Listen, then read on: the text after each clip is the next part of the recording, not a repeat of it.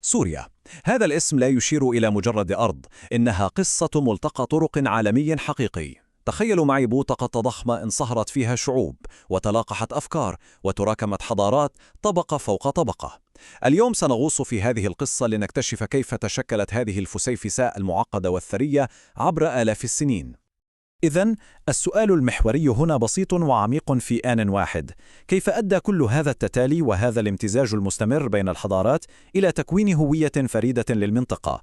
بعبارة أخرى، كيف تجمعت كل هذه القطع المختلفة معا؟ حسناً، للإجابة على هذا السؤال دعونا نرجع بالزمن إلى البداية تماماً، إلى اللحظة التي وضع فيها أول حجر في هذه الفسيفساء. تمام، الجذور الأولى من الزراعة إلى الممالك.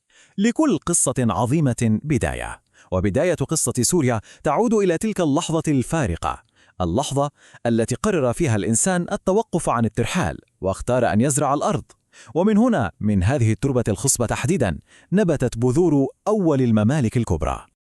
عندما ننظر إلى مكان مثل تل أبو هريرة على نهر الفرات، نحن لا نرى مجرد قرية قديمة، لا، ما نراه هو واحد من أقدم مختبرات البشرية على الإطلاق. نعم، مختبر. هنا بدأت أولى تجارب الزراعة، تلك التجارب التي لم تغير وجه المنطقة فحسب، بل غيرت مصير العالم بأسره. لقد مهدت الطريق لكل شيء، لكل ما تبعها من حضارات في الهلال الخصيب. حسناً، مع استقرار البشر بفضل الزراعة ظهرت المدن الأولى، ومن ثم الممالك. تخيلوا المشهد في الألفية الثالثة والثانية قبل الميلاد. لم تكن سوريا مجرد منطقة جغرافية، بل كانت موطناً لثلاث قوى عظمى على الأقل، ازدهرت جميعها في وقت متزامن تقريباً.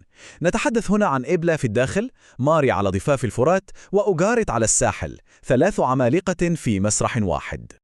والأمر المذهل حقاً هو أن كل مملكة من هذه الممالك أضافت قطعة فريدة تماماً إلى الفسيفساء. إبلا على سبيل المثال كانت العقل التجاري والدبلوماسي بأرشيفها الأسطوري، الذي كشف لنا عن شبكة علاقات دولية معقدة بشكل لا يصدق. ماري كانت هي الذراع الإداري التي نظمت حركة التجارة على طول نهر الفرات. أما أوغاريت فقد منحت العالم هدية غيرت كل شيء. في أوغاريت، هذه المدينة الساحلية الرائعة حيث تلتقي القوافل البحرية بالبرية، حدثت ثورة بكل معنى الكلمة. فكروا في الأمر: الحاجة الماسة لنظام تواصل سريع وفعال للتجارة أدت إلى اختراع أول أبجدية في التاريخ. هل يمكننا تخيل حجم هذا الإنجاز؟ الانتقال من آلاف الرموز المعقدة إلى نظام بسيط يعتمد على الحروف. هذه لم تكن مجرد خطوة للأمام، بل كانت قفزة حضارية هائلة. إنها الأصل الذي تفرعت منه معظم أبجديات العالم اليوم. بعد عصر الممالك المستقلة، دخلت سوريا مرحلة جديدة تماماً. أصبحت هي الجائزة الكبرى التي تتنافس عليها إمبراطوريات العالم القديم.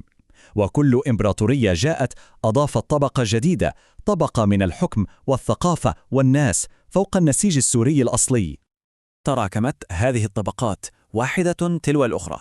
الأشوريون أتوا بنظام إداري صارم، ثم أتى البابليون فالفرس الذين نظموا المنطقة في سطرابيات، يعني أشبه بالمحافظات الكبرى.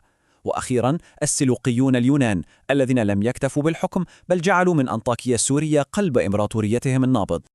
وهنا تكمن مفارقة مدهشة حقا.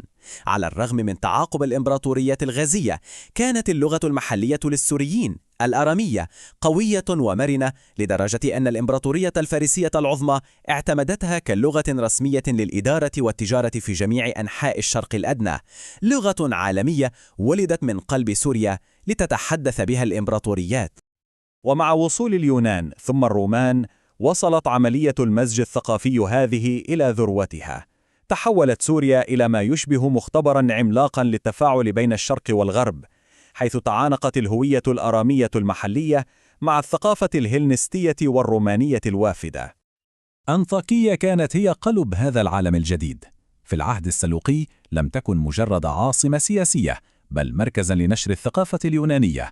ومع الرومان ازدهرت أكثر لتصبح ثالث أكبر مدينة في الإمبراطورية بأكملها، مركز عالمي حقيقي على أرض سوريا. ومن قلب الصحراء السورية بزغ نجم مملكة تدمر. قصة الملكة زنوبيا وتحديها للإمبراطورية الرومانية ليست مجرد تمرد عسكري، لا، بل هي تعبير صارخ عن هوية سورية مركبة، هوية جمعت بين جذورها الأرامية والعربية وثقافتها اليونانية الرومانية لتؤسس إمبراطوريتها الخاصة. تركيبة تدمر الثقافية كانت مذهلة بحد ذاتها. الأساس كان أراميا مع تأثير عربي قوي جدا يظهر في الأسماء وشبكات التجارة. كل هذا كان مغلفا بطبقة من الفن والعمارة والإدارة المستوحاة من العالم اليوناني الروماني. في الواقع كانت تدمر سوريا مصغرة، فسيفساء داخل الفسيفساء الكبرى. في العصر البيزنطي أضيفت طبقة جديدة وحاسمة إلى الفسيفساء، طبقة الدين. انتشرت المسيحية بعمق في المجتمع السوري، وتطورت مدارس لاهوتية خاصة مثل اليعقوبية والنسطورية قدمت تفسيرات مسيحية متميزة. وفي نفس الوقت استمر وجود الجاليات اليهودية العريقة، وبرزت قوة عربية مسيحية جديدة في الجنوب هم الغساصنة حلفاء بيزنطة. والآن دعونا نلتقط صورة أخيرة للمشهد السوري المعقد والمتنوع في حوالي عام 634 ميلادية، مباشرة قبل أن تشرق شمس حضارة جديدة على المنطقة وتضيف طبقة أخرى إلى هذه الفسيفساء العريقة. إذن كيف كان يبدو المشهد السكاني آنذاك؟ كانت الغالبية العظمى من السكان من الأراميين والسوريان الناطقين بالأرامية. فوقهم كانت هناك طبقة حاكمة يونانية بيزنطية، وإلى جانبهم وجود عربي قوي ومتزايد خاصة في الجنوب والبادية، بالإضافة إلى أقليات تاريخية من اليهود والفرس. وهذه هي النقطة الحاسمة. قبل وصول الفتح الإسلامي لم تكن سوريا صفحة بيضاء على الإطلاق، بل كانت تحمل على أرضها إرث أكثر من 7000 عام من الحضارة المتراكمة. فسيفساء غنية ومعقدة بشكل لا يصدق، تشكلت عبر طبقات لا حصر لها من الشعوب واللغات والأديان. وهذا يقودنا إلى السؤال الأخير الذي نتركه مفتوحا للتفكير. بعد كل هذه الرحلة عبر آلاف السنين، يبقى السؤال: إلى أي مدى لا تزال أصداء إبلا وأوغاريت ولغة الأراميين ومزيج تدمر الفريد تشكل هوية المنطقة وثقافتها حتى يومنا هذا؟